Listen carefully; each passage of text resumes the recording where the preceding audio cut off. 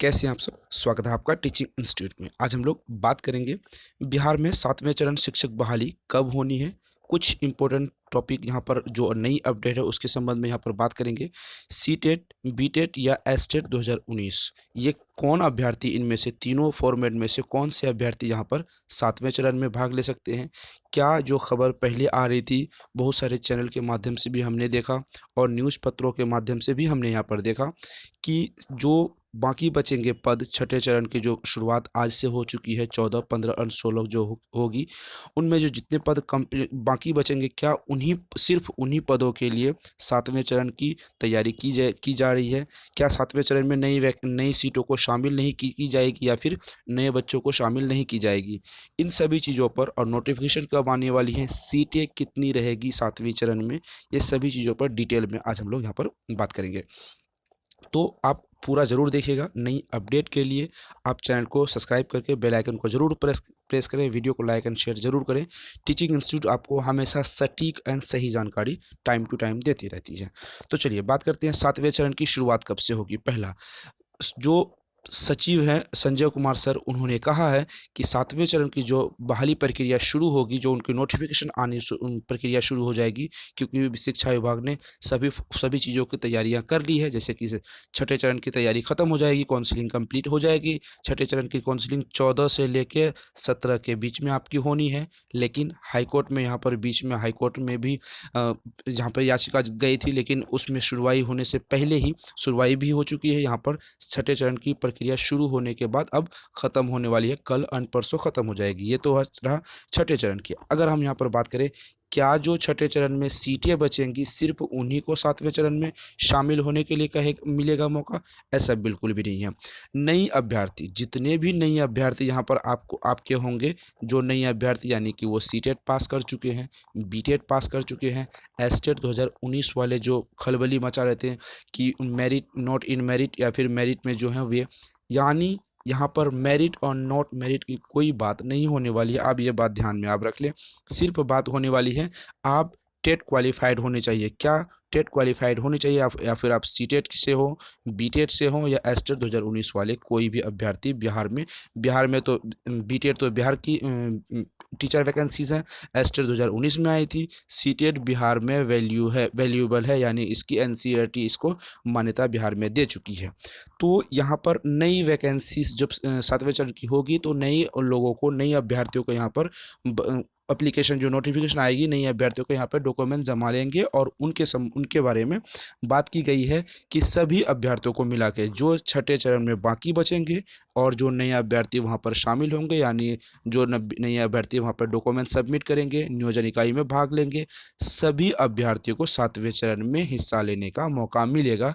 जो क्वालिफाइड हैं, बस उनको यहाँ पे मेरिट एंड नॉट मेरिट की कोई भी समस्या नहीं रहेगी। कॉन्सेप्ट यहाँ तक क्लियर हो गया। अब आते हैं कौन कौन भाग ले सकते हैं।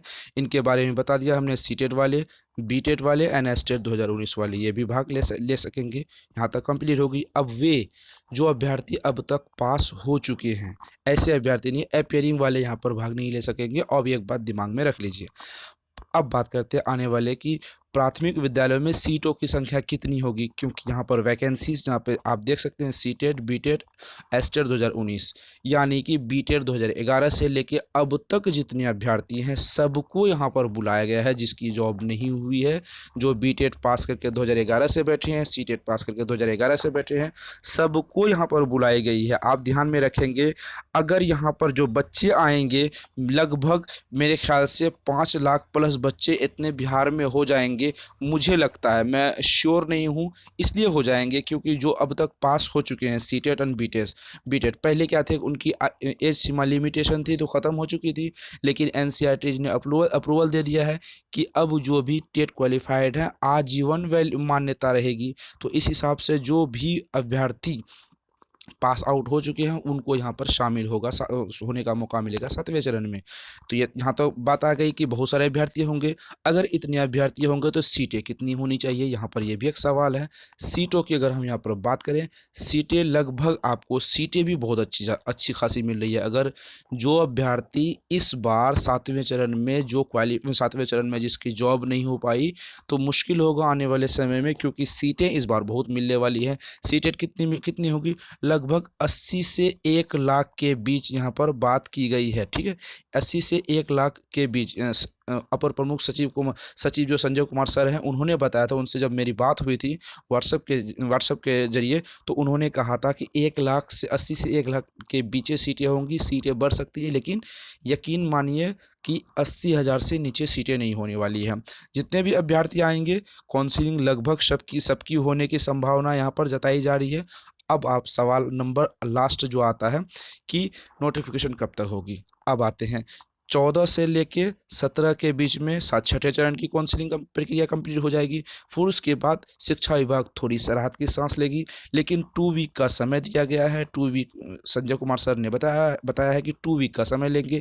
2 वीक के बाद यानी मार्च खत्म होके अप्रैल के फर्स्ट वीक या अप्रैल के सेकेंड वीक के बीच, इन दोनों के मध्य में नोटिफिकेशन आपकी छठे चरण की प्रक्रिया जो आवेदन की प्रक्रिया है वो यहाँ पर आपको देखने के लिए मिल जाएगी। अगर हम बात करें, एक सवाल और लेते हैं, बहुत सारे अभ्यर्थी मैसेज में पूछते हैं, क्या 2022 में बीटेट होने वाली है? बिहार शिक्षक भर्ती परीक्षा जो होती है वो होने वाली है? बिल्कुल नहीं। जब तक, यहाँ पर आप ध्यान रखें, कोई भी एग्ज़ाम नहीं होगी आने वाले, अभी बिहार में जितने अभ्यर्थी इस बात से कयास लगाए बैठे हैं कि बिहार में नई वैकेंसीज आएगी, नोटिफिकेशन का मतलब ये होगा कि सबके एग्ज़ाम्स होंगे, नए बच्चे यहाँ पर फॉर्म भरेंगे, एग्ज़ाम क्वालिफाइड होंगे तभी सातवें चरण की होगी। बिल्कुल ऐसा नहीं होगा।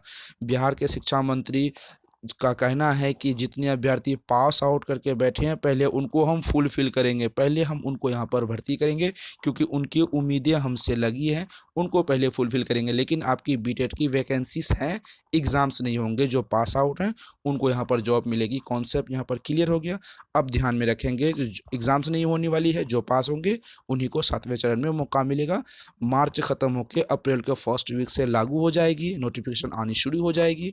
उसके बाद 1-2 सप्ताह लेट हो सकता है, लेकिन ज़्यादा लेट नहीं होगी। अब जॉब आपकी लगभग तय है कि निश्चित है कि आप के जॉब होंगे। आपको क्या करना होगा, आप कैंपेनिंग करते रहिए, ऑनलाइन कैंपेनिंग करते रहिए। अगर धरना प्रदर्शन अभी कोई ज़रूरत नहीं है, लेकिन ऑनलाइन आप कैंपेनिंग करते रहिए। तो कैसी इन्फॉर्मेशन लगी आप कमेंट सेक्शन में ज़रूर बताइएगा। नई नोटिफिकेशन जैसे ही अपडेट आती है, हम आपको अपडेट टाइम टू टाइम करते रहेंगे। आप चैनल को सब्सक्राइब करके बेल आइकन को प्रेस करें, वीडियो को लाइक एंड शेयर जरूर करें। फिर मिलते हैं। Thank you.